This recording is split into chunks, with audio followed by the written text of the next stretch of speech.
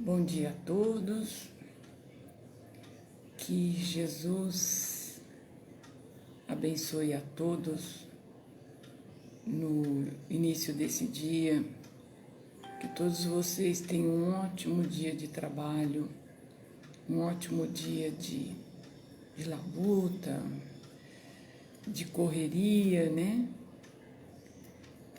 Que vocês e que nós todos possamos terminar o dia com a certeza de que tentamos fazer o melhor. Então vamos começar o dia com um assunto edificante para trazer os nossos corações e as nossas intenções para as ações, né? Porque eu tenho pensado muito sobre isso, o que fica efetivamente como nosso legado na Terra, na nossa passagem aqui na Terra, não são os bens, não são que possivelmente algum de nós deixe, alguns de nós vamos deixar bens, outros não, mas não é isso que vai ficar para sempre, né? O que vai ficar para sempre são os nossos atos e as nossas atitudes. Pouquíssimo do que nós falamos, né? Pouquíssimo do que nós falamos. Algumas orientações nossas que foram ditas num bom momento, num momento oportuno ficarão, mas de maneira geral tudo vai passar, né? Vai ser levado com o vento, mas as nossas atitudes não, as nossas atitudes ficam como se elas estivessem impregnadas num filme e que esse filme fosse para o infinito, vai e volta, né? Não se apaga esse filme, né? Então, vamos estudar, vamos tentar nos transformar, nos iluminar, para que os nossos atos sejam cada vez mais verdadeiros, cada vez mais, que reflitam cada vez mais os nossos sentimentos, né? E por falar nisso, a lição número 14 do livro Estude Viva, com a psicografia do Chico Xavier, juntamente com o Valdo Vieira, que trazem lições de Emmanuel e André Luiz. Essa lição 14, ela vai tratar, porque cada lição ele vem e coloca os temas que ele quer abordar. Bom dia! Ele quer, nessa de hoje, ele quer abordar. Nas duas lições que ele transmite, ele quer abordar o autotratamento, ou seja, você voltar para dentro de si, ter a noção exata do que você está tendo de dificuldade e você ir trabalhando isso, né? Ele quer abordar autotratamento e ele quer abordar principalmente, sabe o que? Azedume nos caracteres elevados que a gente já tem. Esse tema eu achei muito bom. A carapuça vestiu coladinha. Ele quer tratar de cativeiro íntimo. O que é cativeiro íntimo? Aquilo que você adquire, né? Que você conquista e isso se torna fonte de sofrimento ao invés de ser uma fonte de alegria. torna-se um cativeiro íntimo. Mas o que é isso? Quando acontece isso, né? Ele quer abordar também disciplina e direitos individuais. Ou seja, presta atenção nos direitos de todos, né? Ele quer falar sobre irritação e ele quer falar sobre manifestações pessoais. Isso daí vai estar tudo na mesma lição. Veja só, como pegar uma lição de Emmanuel juntamente com André Luiz e tratar desse tema em meia hora, a coisa fica meio brava, né? É meio difícil você conseguir, porque dá vontade de falar mais, né?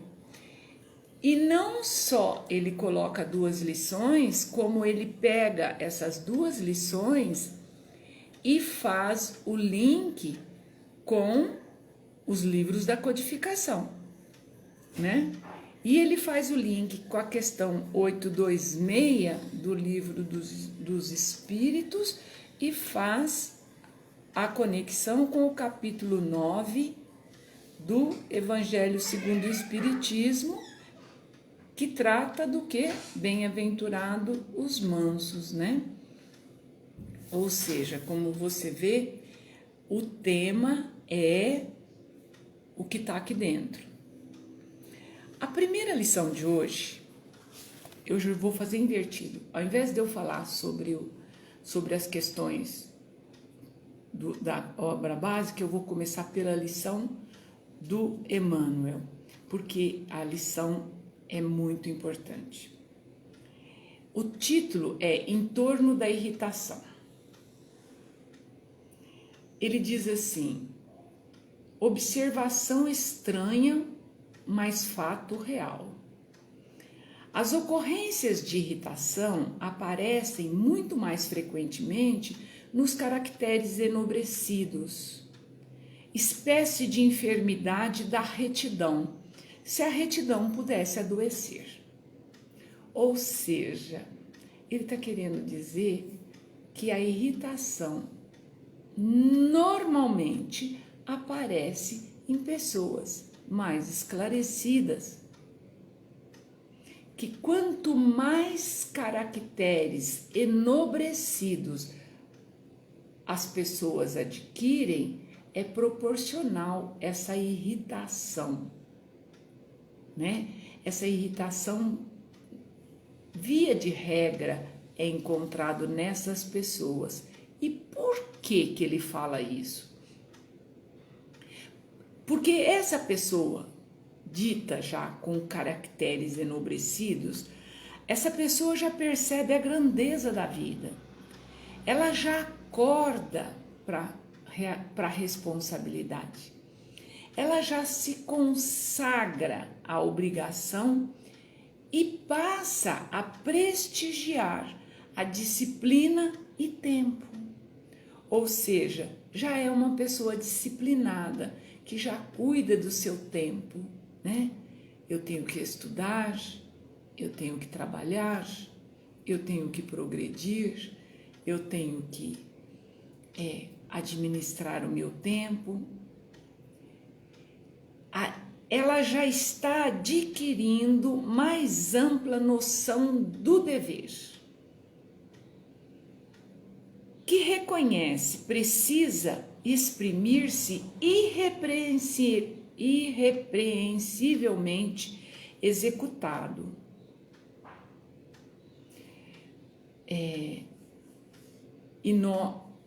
E as pessoas, né, dentre as quais eu me incluo, essa lição eu não vou poder dizer vocês. Essa lição eu sou obrigada a dizer nós. E por já estar adquirindo estas noções de dever, essas noções de caridade real, de caridade desinteressada, essa noção de disciplina, já compreendendo a mensagem do Evangelho, eu diria assim, não vivenciando totalmente, porque isso a gente está longe, mas já tendo a noção grande dos ensinamentos do Evangelho. Aliás, eu disse já em algum momento aqui que é muito difícil a gente desconhecer totalmente algum tema tratado em algumas das palestras. Sejam palestras boas, de pessoas extremamente conhecedoras da doutrina, de pessoas cultas, pessoas esclarecidas, extremamente esclarecidas. É difícil nós desconhecermos totalmente os temas. Podemos até não conhecer em profundidade, mas conhecemos de alguma forma, nós já conhecemos. E este conhecimento, pasme, diz Emmanuel que, via de regra,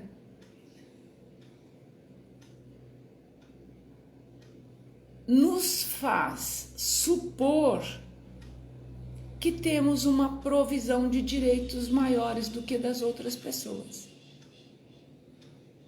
né? Ou seja, olha o nosso orgulho brotando, né? Quer dizer, se por um lado já estamos adquirindo qualidades, por outro, estamos nos perdendo ainda no orgulho. E por vezes leva mais longe que o necessário a faculdade de preservá-los e defendê-los. Quando não, né, a gente quer defender esse direito, e por que não dizer que, via de regra, a gente extrapola na defesa deles, né? Iniciando as primeiras formações da irascibilidade, ou seja, a gente começa devagarinho a se irritar quando pessoas, amigos, conhecidos, palestrantes, pessoas ministrando cursos, quando elas adentram em conceitos que nós já acreditamos detentores, né? Que já conhecemos aquilo, nós já percebemos uma irritabilidade nascendo ali dentro da gente e nós não temos muita paciência para escutar aquilo, porque, poxa vida, não é assim, pá. E você percebe que já está nascendo a irritabilidade. Aí, nessa lição, eu anotei: primeiro sintoma. Por que nós começamos a nos irritar? Porque a gente já está superestimando o nosso próprio valor. Já é o segundo sintoma. Instalado o sentimento de autoimportância, já instalou, né? Instalado o sentimento de autoimportância, a criatura abraça facilmente melindres e mágoas, diante das lutas naturais que considera por incompreensões e ofensas alheias. Quer dizer, eu sou muito importante porque eu já consegui entender conceitos evangélicos, porque eu já iniciei o meu processo, eu já consegui caminhar alguns passos no meu processo de burilamento, né? E aí fatos corriqueiros, fatos que aconteceriam normalmente na vida, passam a ser fontes de melindres e mágoas, e a gente se magoa com as pessoas, achando que somos incompreendidos e que estão nos ofendendo. Terceiro sintoma já, né? Já falei de 3. Chegando a esse ponto, as vítimas desse perigoso síndrome,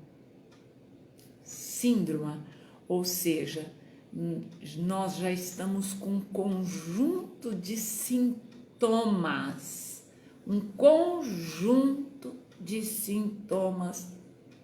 patológicos, vinculado à patologia da mente, surge perante os mais íntimos na condição de enfermos prestimosos, amados e evitados. Como assim? As pessoas, bom dia, Vilma, as pessoas começam a evitar. Sabe por quê? Porque as pessoas começam a dizer, nossa, deve estar doente, mas é tão querido, é tão querida, é tão capaz, tem tantas qualidades, mas deve ser evitada, deve ser evitado, né? E você começa a evitar aquela pessoa. A própria família faz isso, né? De vez que não se lhes pode ignorar a altura moral, porque a altura moral já existe, é o que eu falei, a altura moral já existe, e nem, entretanto, nem adivinhar o momento da explosão. Por quê? Porque a característica desse conjunto de sintomas é realmente esta pessoa não ter paciência, né? E explodir, né? Quando não, no mínimo, fazer caras e bocas, demonstrar fisionomicamente que não está gostando daquilo, aquela conduta, aquele assunto não está bem tratado, né? A pessoa demonstra, às vezes nem com uma explosão da fala, mas mostra fisionomicamente, né, que está desgostosa. E isso faz com que se evite essas pessoas. E olha, veja o que mais o Emmanuel diz. E por que o mau humor dos espíritos respeitáveis,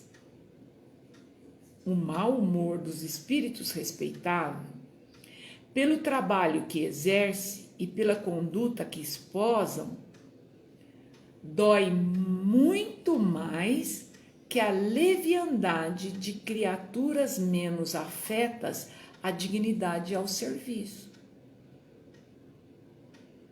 Quer dizer, as pessoas passam a preferir ficar com aquelas pessoas até menos digna, aquela pessoa mais comum, prefere ficar, porque ficar perto dessas pessoas dói menos do que ficar perto de uma pessoa mal-humorada, embora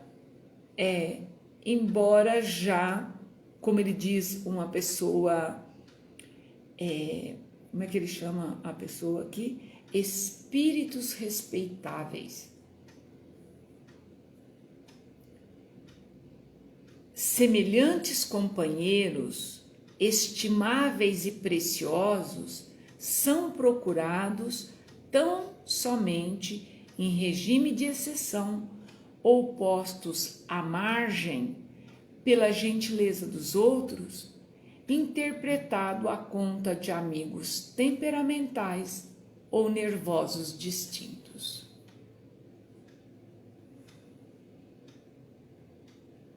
as pessoas evitam e coloca, não, vamos deixar, não vou mexer com ela não, vamos mexer com ele não, mexe não, ó, vamos fazer o seguinte, vamos tentar fazer isso sem falar para ele, e contorna, né, e contorna porque sabe que vai vir mau humor, né, não, ele é muito temperamental, ele é muito nervoso, deixa ele quieto lá, entendeu, não vou perguntar não, aí ele diz, aí vem a orientação, né, aí vem a orientação. Examinemos a nós mesmos. Dirijamos para dentro da própria alma o estilete da introspecção. Ou seja, agora ele... bom dia, Áurea. Agora ele diz assim, já falamos o que é o conjunto de sintomas. Agora vamos virar o farol para dentro. Vamos olhar para dentro. Vamos olhar para dentro da própria alma. Se a agressividade nos assinala o modo de ser, tratemos do caráter enfermiço com a mesma atenção com que se medica um órgão doente. E se a nossa consciência jaz tranquila, na certeza de que temos procurado realizar o melhor ao nosso alcance, no aproveitamento das oportunidades em que o Senhor nos concedeu, estejamos serenos na dificuldade e operosos na prática do bem. À frente de quaisquer circunstâncias, lembrando-nos de que a erva do passarinho asfixia de preferência as árvores nobres, e a tiririca se alastra como verdadeira calamidade justamente na terra boa. Ou seja, o Emmanuel diz o seguinte, olha, ninguém está negando, você já possui qualidades, você já tem virtudes, né? Mas isso não lhe dá o direito de ser cruel com quem ainda não conseguiu, né?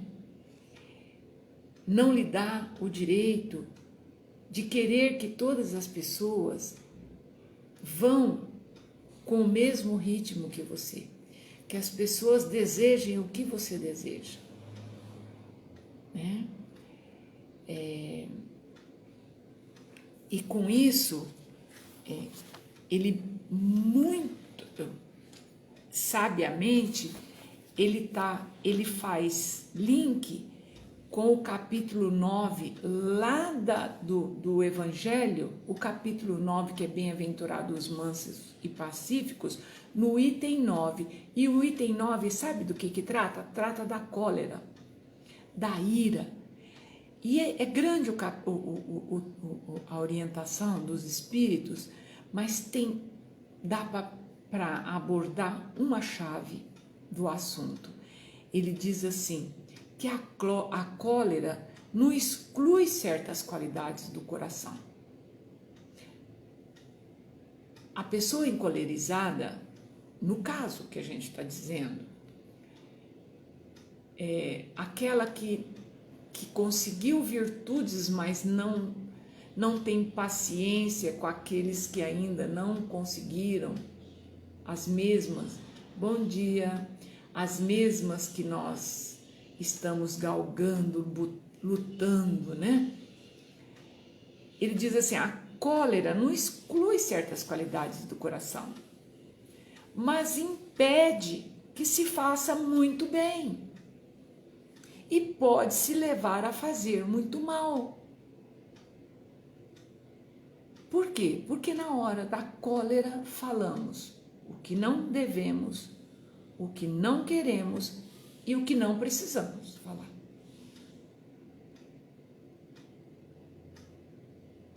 Né? A cólera faz tudo isso. Quando não, até cometemos atos pelos quais iremos arrepender para o resto de nossas vidas, né? O gesto e palavras que não deveriam sair de nossas bocas. Isto deve ser suficiente para incitar os esforços para dominá-la. Aí ele puxa a ferida, a casquinha, ó. O espírita, aliás, é incitado por outro motivo. O que ela é contrária à cólera, é contrária à caridade e humildade cristãs. Percebe onde ele fez o link? Quando nós ficamos raivosos, quando nós ficamos irritados, quando perdemos a paciência com pessoas que não conseguem acompanhar, não conseguem ter os mesmos sentimentos do que a gente. Ela não tem, não quer, não precisa, não se sente na obrigação. Como é difícil lidar com isso, como é difícil. Depois de adquirir certas qualidades, essas com relação à disciplina, com o tempo, com noção de dever, quando se percebe já a grandeza da vida que Jesus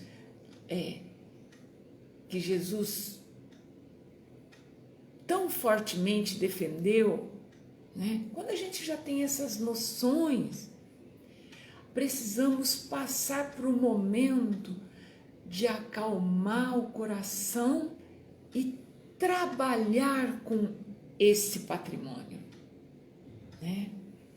Aí vem o André Luiz. O André Luiz, além de tudo, ele ainda faz um pouco de gozação em cima da gente, assim. Ele fala, né? Ele fala e a gente fala, meu Deus. Mas é porque ele conheceu muito. Ele tem muita vivência, né?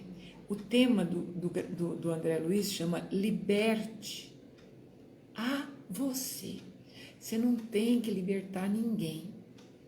Você não precisa guinchar ninguém. Você não precisa carregar ninguém. E muito menos empurrar. Liberte a você. Lábios envenenados pelo fel da maledicência não conseguem sorrir com verdadeira alegria. Ou seja,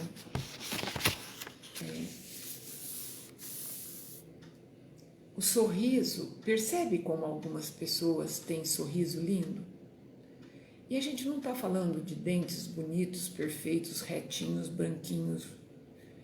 Não é isso que eu estou me referindo. Eu estou dizendo sorriso lindo. É aquele sorriso envolvente, gostoso. Que aliás, o que você menos olha neste sorriso é a cor dos dentes, né? Porque é um sorriso gostoso, é um sorriso que abraça, é um sorriso que ilumina. Mas a maledicência não deixa isso. Ou seja, um sentimento negativo de maledicência não deixa brotar um sorriso iluminado. É como se ela fosse uma peneira, como se ela fosse algo que tampona, que breca a beleza do sorriso. Ou seja, como você percebe, isso não é castigo, né? Não se ter um sorriso bonito não é castigo de Deus, não. É sim, bom dia, Lia. É sim algo de problema seu, porque o teu olhar é de maledicência, né? Você olha criticando, né? E quando você olha criticando, você não solta um sorriso gostoso. Ouvidos fechados com a cera da leviandade não escutam as harmonias intraduzíveis da paz. Lógico, tu és leviano. Como é que você vai entender quando dizem sobre a paz, né? Olhos empoeirados pela indiscrição não veem as paisagens reconfortantes do mundo. Por quê? Você olha com indiscrição. Braços inertes na ociosidade não conseguem fugir à paralisia.